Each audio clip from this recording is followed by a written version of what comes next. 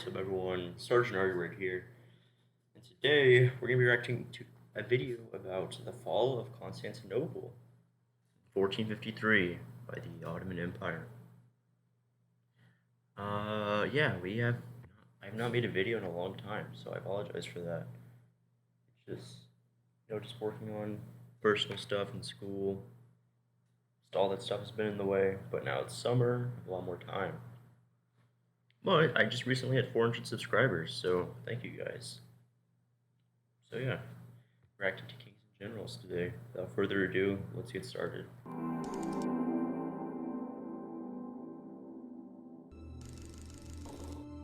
The Ottoman Empire attempted to besiege Constantinople and end the Byzantine Empire on a half-dozen occasions, but these sieges were interrupted by the Crusades, civil wars, rebellions, and the invasion of Timur. However, by the Invasion of Timur? Isn't that like a country? Like in the Middle East? A long time ago? Of the 15th century, the Ottomans consolidated their territory and finally entered a period of internal stability. The next siege of Constantinople was imminent. In 1444, Sultan Murad II defeated the European Crusaders at the Battle of Varna. The King of Poland and Hungary, Wladyslaw, was killed during there were still Crusades in the 1400s? That is crazy. The battle, and that plunged the most powerful states in Central Europe into a crisis. Still, the Ottomans faced resistance from the Albanian Lord Skanderbeg and the Voivoda of Transylvania John Hunyadi. The latter sent Do you guys hear that? numerous letters to the Pope and the kings of Europe calling them to another crusade, but since no one was willing, his activity was limited to raiding into Ottoman territory. As Skanderbeg was previously an Ottoman vassal, Murad sent 3 punitive expeditions against him, but all 3 armies were ambushed and defeated by the outnumbered Albanian forces. Wow.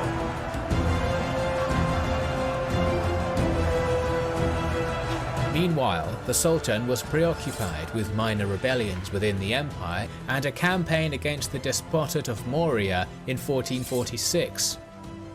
During the campaign in Greece, Murad forced the ruler of Morea and future Byzantine Emperor Constantine XI to become his vassal and pay tribute. It was time to attack Skanderbeg, and Murad won a minor victory at the Battle of Svetigrad in 1448. But chasing the guerrilla force under Skanderbeg was impossible, and after setting a few garrisons along the frontier, Murad returned to Edirne. Having a lot of trouble with this tiny piece of land. Meanwhile, Hunyadi was preparing Also a cool name, Skanderbeg. another crusade. By September of 1448, he finally raised a 30,000-strong army and started a new campaign.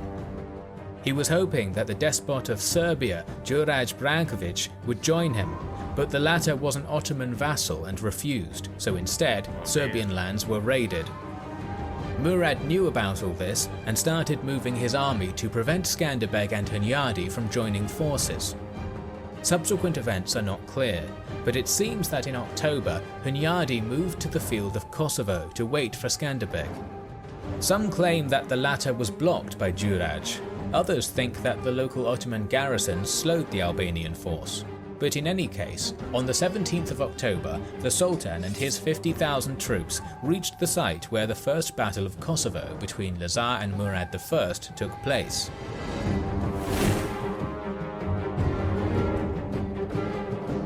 On the first day of the ensuing battle, Hungarian, Polish, Wallachian and Moldovan forces attacked the Ottomans across the front with their armoured troops, but despite early successes, were pushed back. Hunyadi attempted to use his light cavalry to attack the Ottoman flanks during the night, but the Ottoman light horsemen intercepted and repelled the Crusaders. On the second day, Murad ordered his flanks to retreat, and that tricked Hunyadi. Oh my gosh, really? Troops attacked the Ottoman centre head-on, and were able to push the Ottoman light infantry back. However, the Janissaries stopped the Crusader advance near the Sultan's position. At this point, how are they stopped? There's so many of them. Also, like, that doesn't make any sense. Why would they retreat? Like, it seems like such an obvious trick. I don't know. the Ottoman flanks returned to the battle and encircled Hunyadi's forces. The leader of the crusading army managed to retreat, but more than half of his troops were killed, while the Ottomans lost around 5,000 men.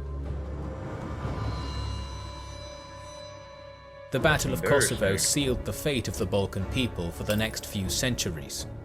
Skanderbeg continued his resistance, and a few more campaigns against him did not bring any tangible success.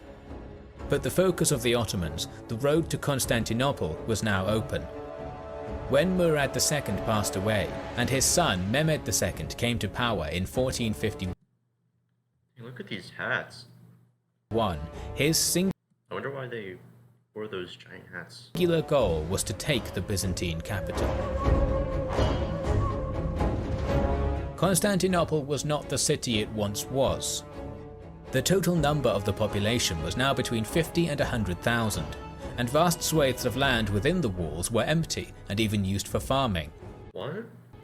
The Byzantine Emperor Constantine XI now controlled only a small territory along the coast and had to pay tribute to the Ottoman Sultan.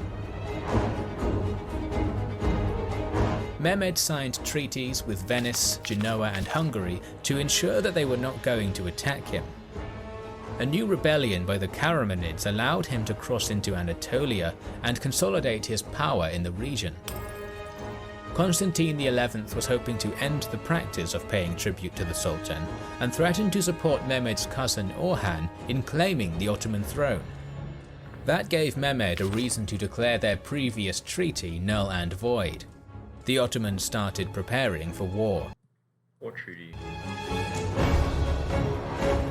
In April of 1452, the Sultan gave orders. Honestly, it's so sad how Constantinople got so weak at this point.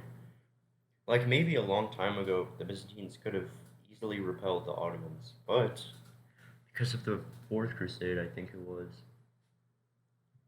the Crusaders completely annihilated Constantinople and the Byzantine Empire. So yeah, it's really disappointing. To build a fortress called Rumelihizar on the northern end of the Bosphorus to prevent any ships from assisting Constantinople from the Black Sea.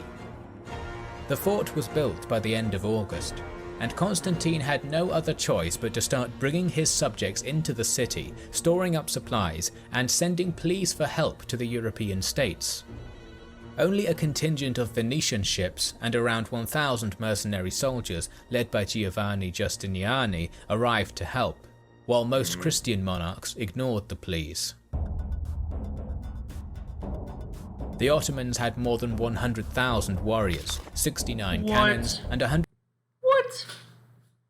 100,000? That's like more than the entire population of the city. Like, imagine besieging a city with more troops than the population of that city. That's crazy.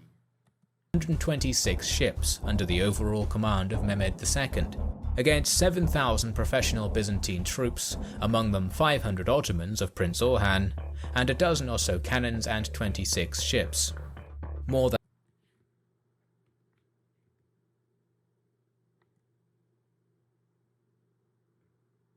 than 30,000 locals were pressed into service. The Byzantine and Italian ships were better than their counterparts, while their guns were outdated. One of the Ottoman guns was particularly big and would play an iconic role in the upcoming siege.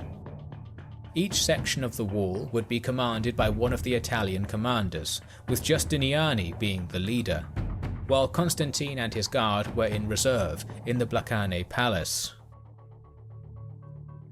Oh wow, so like, he's up there with his troops.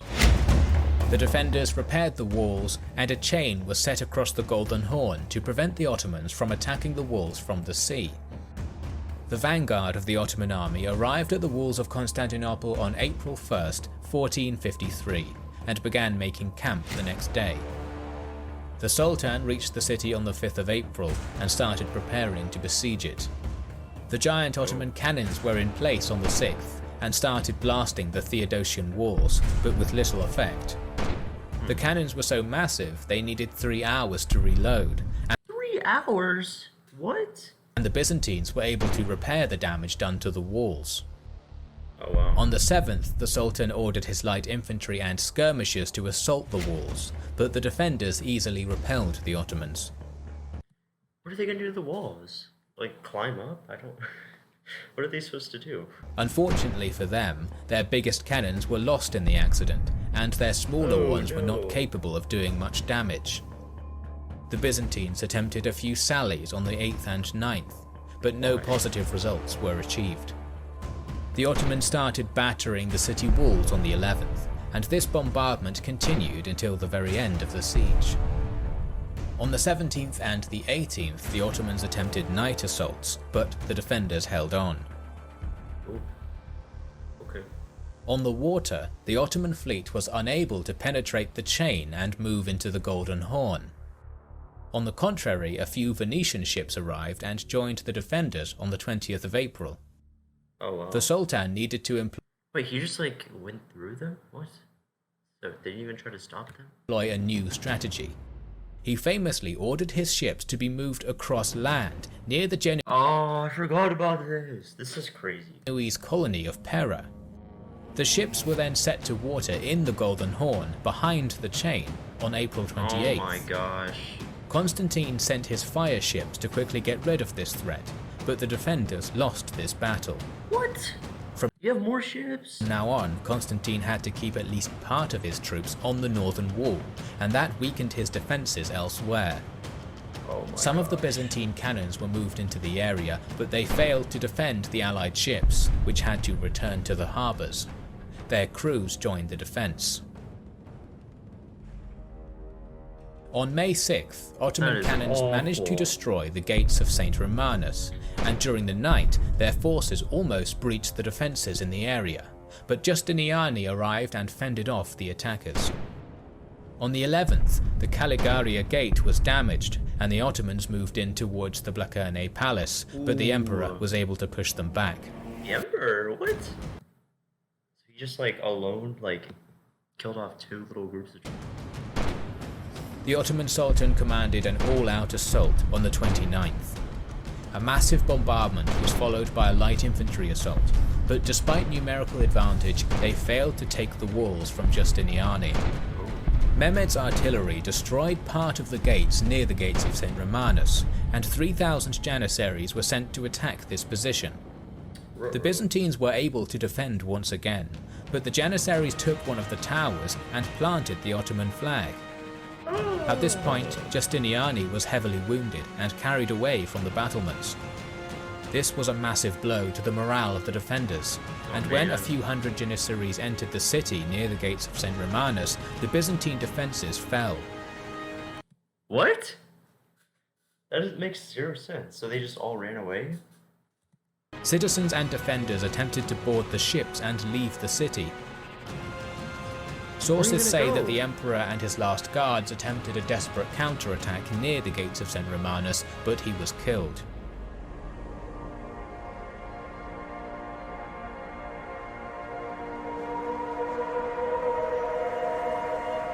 Thus, the last Roman emperor died alongside his empire. The fall of Constantinople was the event that marked the end of the medieval era, sparked the next phase of the Renaissance, started the Wow, so all the troops just left and went on ships and escaped. ages of discovery and colonization, and also centuries of wars between the European powers and the Ottoman Empire. The wars that we are planning to cover in the future.